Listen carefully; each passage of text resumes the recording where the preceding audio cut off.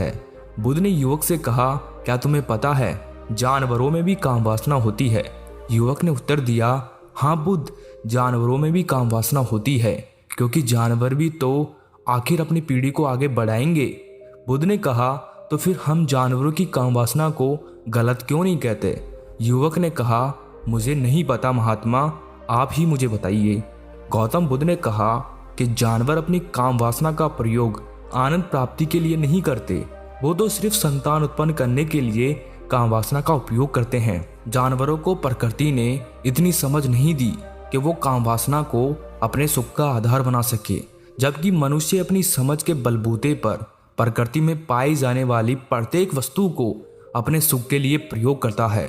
हम इंसानों ने ही काम वासना को अपने सुख का साधन बना लिया है, जबकि प्रकृति ने तो हमें अपने वंश को आगे बढ़ाने के लिए दिया था, लेकिन इंसानों ने इसे अपने जीवन का परम लक्ष्य बना रखा है और इस तरह से काम वासना का बेलगाम हो जाना गलत है।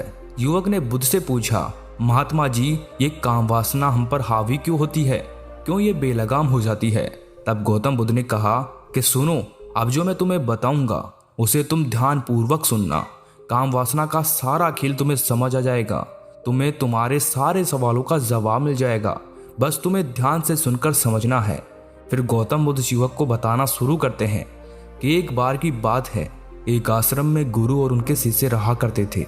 शिष्य रोजाना आश्रम के बाहर स्थित गांवों में भिक्षा लेने के लिए जाते थे। उस आश्रम का एक शिष्य जिस गांव में भिक्षा लेने जाता था, उस रास्ते में एक नदी पड़ती थी। वो शिष्य रोज उसी रास्ते से भिक्षा लेने जाता था। एक दिन उस शिष्य ने देखा कि एक लड़का पेड़ के पीछे छिपा है। वो शिष्य उस लड़के के पास गया और उससे जाकर बोला, भाई तुम इस पेड़ के पीछे छिपकर क्या देख रहे हो? लड़के ने कहा, अरे तुझे नहीं दिख रहा क्या कि मैं क्या देख रहा हूँ? तब शिष्य ने नदी की तरफ देखा तो वहां पर कुछ लड़कियां पानी भर रही थी। वो लड़कियां 14-15 साल की होगी। तब शिष्य ने उस लड़के से कहा, अरे भाई वहां पर तो लड़कियां पानी भर रही है, इसमें छिपकर देखने वाली क्या बात है? तब वो लड़का शिष्य की तरफ देखकर उससे कहता है, अरे पागल, तुम्हें दिखाई नहीं दे रहा क्या कि कैसे ये परियां नदी से पानी निकाल रही है? जरा उनकी अदाओं को तो देखो, उनके कोमल शरीर को देखो, उनकी पतली कमर मटके को उठाते समय बल खाती है और उनके बाल उनकी कमर पर कैसे लहरा रहे हैं, मानो सुंदरता बिखरी पड़ी हो। शिष्य ने फिर नदी की तरफ देखा और इस बार वो शिष्य देखता ही चला गया।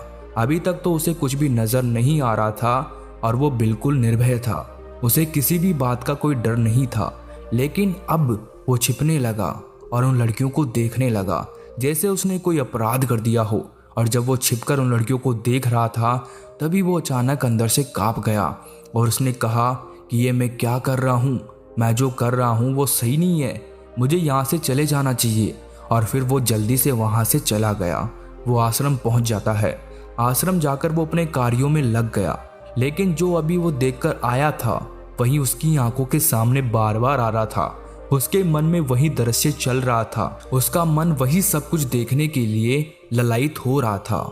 उसका किसी भी काम में मन नहीं लग रहा था। सुबह होते ही वो रोज जल्दी ही भिक्षा के लिए आश्रम से निकल जाता और उस नदी के पास वाले वृक्ष के पास जाता जहाँ पर वो लड़का पहले से मौजूद रहता था। उसके साथ मिलकर लड़कियों को छुप छुप कर देखता था। अब वो शिष्य रोज ही ऐसा करने लग गया। ये उसके रोज का काम हो गया।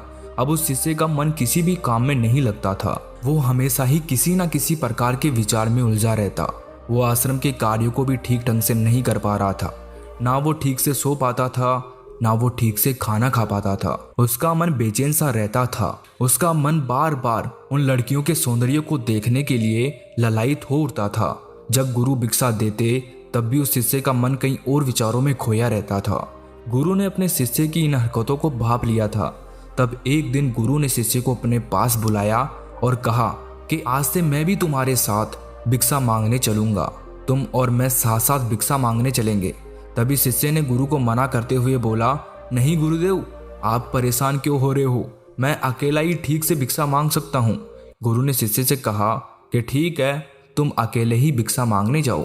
शिष्य तुरंत वहां से भिक्षा मांगने के लिए निकल गया। शिष्य को जाने के बाद गुरु भी आश्रम से निकल गए और शिष्य का पीछा करने लगे कि वो कहाँ जाता है, किससे मिलता है। ये सब देखने के लिए उसके पीछे पीछे चलने लगे। थोड़ी दूर जाने के बाद गुरु ने देखा कि उनका शिष्य एक लड़के के साथ एक पेड़ के पीछे अपराधी की तरह छिपा हुआ है और छिपकर कुछ देख रहा था। गुरु भी अपने शिष्य के पीछे जाकर खड़े हो गए कि आखिर उनका शिष्य ऐसा क्या देख रहा है जिसे देखने के लिए वो पेड़ के पीछे अपराधियों की तरह छिपा पड़ा है। गुरु ने देखा कि उनका शिष्य पेड़ के पीछे छुपकर लड़कियों को देख रहा था जो कि नदी से पानी भर रही थी। तभी गुरु ने शिष्य को कहा कि शिष्य, क्या तुम इन लड़कियों से भी भिक्षा लोगे?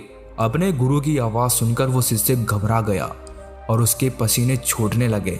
वो थर थर कांपने लगा जैसे किसी चोर को चोरी करते समय रंगे हाथों पकड़ लिया हो। उस शिष्य की हालत खराब हो गई, वो कुछ भी नहीं बोल पा रहा था। दूसरा लड़का जो शिष्य के साथ था वो वहां से भाग गया। शिष्य घबराया हुआ था, उसके मुंह से कुछ टूटे फूटे शब्द ही बाहर निकल रहे थे। वो अपने गुरु से नजरें भी नहीं मिला पा रहा था। गुरु ने शिष्य की तरफ देखा और कहा कि मेरा शिष्य तो निर्भय था, उसे तो किसी भी चीज का डर नहीं था, लेकिन ये क्या, तुम तो डर के मारे कांप रहे हो। शिष्य ने गुरु से कहा कि मुझे माफ कर दो गुरुदेव, मेरा इसमें कोई दोष नहीं है। उस लड़के ने मुझे बहका दिया था, लेकिन आपसे मैं वादा करता हूँ कि आज के बाद मैं ऐसा कभी दोबारा नहीं करूँगा, मुझे माफ कर दो गुरुदेव। गुरु ने शिष्य से कहा कि कोई बात नहीं, पर इस बात का तुम ध्यान रखना कि हम जैसी संगति करते हैं वैसा ही फल हमें प्राप्त होता है। हम जैसी संगति करते हैं उसके विचार हमारे अंदर प्रवेश करते हैं, इसीलिए अच्छी संगति करो जिससे तुम्हारे अंदर अच्छे विचारों का प्रवेश हो। फिर गुरु और शिष्य आश्रम लौट आए और शिष्य फिर से आश्रम के कार्यों पर ध्यान देने लगा। उसने उस रास्ते को छोड़ दिया और दूसरे रास्ते से जाने लगा। वो अपने काम को ध्यान से करता, लेकिन धीरे धीरे उसके अंदर क्रोध उत्पन्न हो गया और फिर वो दूसरे शिष्यों पर क्रोध करने लगा। वो बेचैन रहने लग गया। अब वो सही समय पर भोजन भी नहीं करता था, वो भोजन भी बहुत कम खाता था। एक रात गुरु उस शिष्य के पास आए और उससे बोले कि अब तक तुमने कितनी बार अपना वादा तोड़ दिया। ये सुनकर शिष्य अपने गुरु के चरणों में गिर गया और रोने लगा। रोते रोते ही उसने गुरु से कहा कि गुरुदेव, मैं कई बार अपना वादा तोड़ चुका हूँ, फिर वादा कर लेता हूँ, लेकिन हर बार मैं वादा तोड़ देता हूँ। मेरा मन मेरे नियंत्रण में है ही नहीं। मैं बहुत कोशिश करता हूँ कि मैं अपने मन से सारे बुरे विचारों को निकाल दूँ, लेकिन मैं चाहकर भी ऐसा नहीं कर पा रहा हूँ। फिर गुरु ने शिष्य को कहा कि चलो मेरे साथ। गुरु शिष्य को आश्रम के बगीचे में लेकर गए और शिष्य से कहा कि देखो, यहाँ पर कुछ नालियां बनी हुई है जिससे नदी का पानी इन पौधों तक आ रहा है और ये पानी एक निरंतर बहाव से आ रहा है। क्या तुम इस पानी के बहाव को रोक सकते हो? शिष्य ने कहा कि हाँ गुरुदेव, मैं इस बहाव को रोक सकता हूँ। फिर शिष्य ने मिट्टी उठाकर उस नाली में डाल दी। वो पानी थोड़ी देर के लिए रुक गया और फिर थोड़ी देर बाद उस रेत के ऊपर से पानी आ गया। गुरु ने शिष्य से कहा, अरे ये क्या, ये तो पानी रुका ही नहीं। फिर शिष्य ने कुछ कंकड़ पत्थर उठाकर उस नाली में डाल दिए और फिर थोड़ी देर के लिए पानी रुक गया, लेकिन फिर थोड़ी देर बाद ही उन कंकड़ पत्थर के ऊपर से पानी निकल आया। फिर गुरु ने कहा कि शिष्य, ये क्या हुआ, पानी तो फिर से आ गया। तुम तो बोल रहे थे कि तुम इसे रोक दोगे। क्या हम किसी काम को रोकना चाहे तो क्या हम उसे रोक नहीं सकते? तब शिष्य ने कहा, कोई बात नहीं गुरुदेव, मैं इस पानी को तो आपको रोक के दिखाऊंगा। फिर वो शिष्य एक बड़ा सा पत्थर लेकर आया और उस नाली पर डाल दिया और पानी रुक गया। फिर शिष्य ने गुरु से कहा कि देखा गुरुदेव, मैंने कहा था ना कि पानी को मैं रोक दूंगा। मैंने पानी को रोक दिखाया, आपकी बात मैंने पूरी कर दी। गुरु मुस्कुराए और बोले, अच्छा जरा ध्यान से देखो, पानी रुक गया क्या? वो तो पीछे की नाली तोड़कर बाहर आ गया और अगल बगल से बह रहा है, और ध्यान से देखो तो इस पत्थर के आगे भी आ गया और ये पानी अपना रास्ता बदल कर फिर से आगे की तरफ बह जाएगा। और फिर थोड़ी देर बाद ऐसा ही हुआ। फिर गुरु ने शिष्य को समझाया कि तुम्हारे साथ भी तो ऐसा ही चल रहा है। तुम बार बार प्रयास कर रहे हो, बड़े से बड़ा प्रयास कर रहे हो, पर हर बार तुम्हारा प्रयास टूट रहा है और ये हमेशा टूटता ही रहेगा। तुम कितना भी बड़ा पत्थर रख लो, लेकिन पानी तो अपना रास्ता बना ही लेगा। ये सब देखकर शिष्य निराश हो गया।